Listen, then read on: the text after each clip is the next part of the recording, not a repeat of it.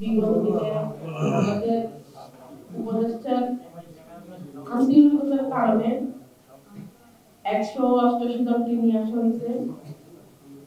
আমরা আমাদের যত সাংবাদিক ভাই আছেন, বোনেরা আছেন, এনসিপি যত নেতা কর্মীরা আছেন, তাদের সাহায্য সহযোগিতায় উপদেষ্টার কাছে একটা অনুরোধ করতে চাই যে আপনি আমাদের মানুষগুলোকে ফিরে আনেন।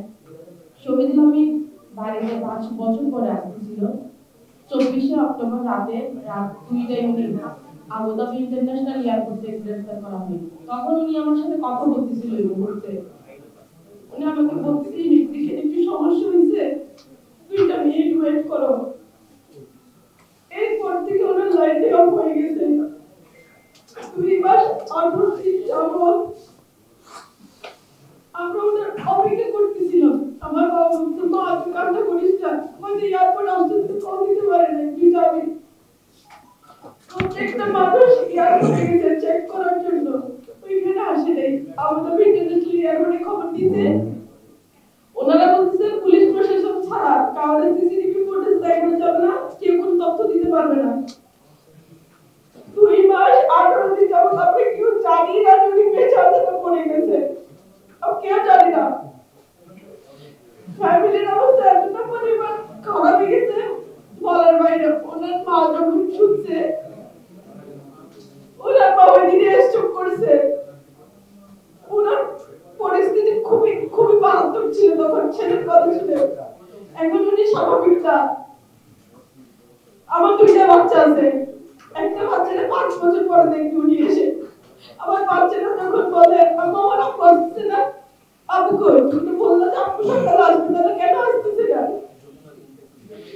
আমার বাচ্চারা ভাই বিশ্বাস করেন এতটা পরিমাণ কান্না করছে, এটা বলার বাইরে। আপনাদেরকে ভাষায় বলে আমি বুঝাতে পারবো না। একটা সন্তান যখন মা থেকে জিজ্ঞেস করে মা সবাই ওদের আব্বুরে নিয়ে ঘোরাফেরা করতেছে, ঈদ কাটাচ্ছে, ঈদুল ফিতর কাটাইলো, ঈদুল আজহা কাটাইলো, আমরা কোথায়? আমরা তো কোথায় ঘুরতে যেতে পারি না, কোনো মার্কেটিং করতে পারি না। কেন? আমাদের ফ্যামিলিতে ইনকামের পথ শুনি একজনই। আমি আমার হাজবেন্ড বলে না, এখানে যতগুলো 26টা পরিবার আছে প্রত্যেকটা ফ্যামিলিরই ইনকামের পথ ওনারা একজনই। কিন্তু এখন ওনাদের এতটাই পরিস্থিতি খারাপ হয়ে গেছে যে আপনাদেরকে ভাষায় বলবো যে অনেকজনের ট্রিটমেন্ট থেমে গেছে, অনেকজনের চিকিৎসা করাইতে পারতেছে না, অনেকজনের বাচ্চা স্কুল কিনবে। আমি বুঝি না বাচ্চা একটা 3 বছরের পুরো বাচ্চাটা আমি স্কুল থেকে নামিয়ে দিয়েছি শুধুমাত্র টাকার অভাবে।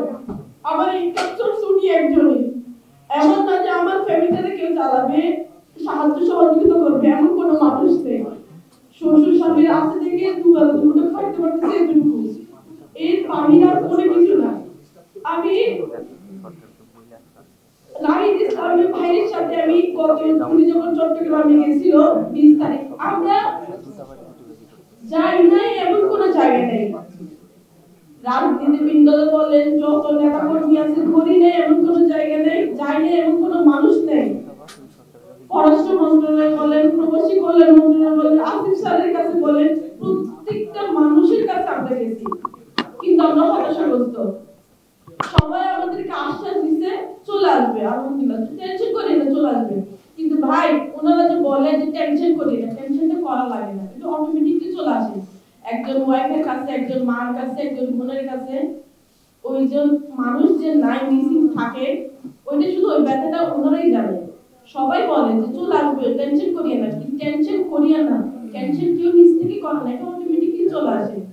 পরিবারের অবস্থা দেখে, বাচ্চাদের অবস্থা দেখে, মা বাবার অবস্থা দেখে, এটা কি বলবো ভাষায় প্রকাশ করার মতো না।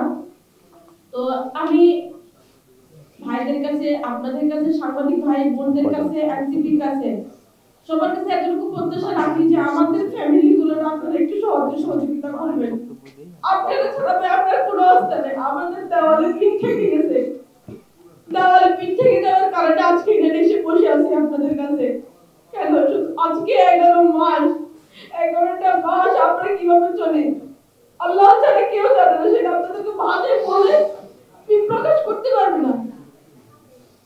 আমার 2টা বাচ্চা আছে, যখন বলতেছে মা ওদেরকে নিয়ে আনে, হ্যাঁ তোমার আব্বুকে আমি যাচ্ছি টাকা আনার জন্য, আমার বাচ্চা এখন অসুস্থ, আমি বলতে চাচ্ছি আলহামদুলিল্লাহ তোর আব্বু চলে, তুমি আল্লাহর কাছে দোয়া করো আব্বু এখনই চলে আসবে। আমার ছেলে বলছে আমি তাহলে বসে মোনাজাত করবো, হ্যাঁ করো সমস্যা নাই। বাচ্চাদের কথা আল্লাহ তাআলা বেশি শুনে, আমি আমার বাচ্চাকে এতটুকু ভরসা দিয়ে আসছি এখন পর্যন্ত। তো আপনাদের কাছে বেশি কোনো কিছু বলবো না, বেশি কোনো কিছু বলবো না, আমি একটুকু চাই আমাদের মানুষগুলো আপনারা ফিরে আনেন যারা 11 মাস পর্যন্ত আরব আমিরাতে আলসদের কারাগারে বন্দী আছে। আপনারা কূটনৈতিকভাবে পারেন, আপনারা যেভাবে সাহায্য সহযোগিতা করেন, আপনাদের কাছে আমরা সাহায্য চাই। সাহায্যের জন্য আজকে আমাদের এখানে। আসসালামু আলাইকুম।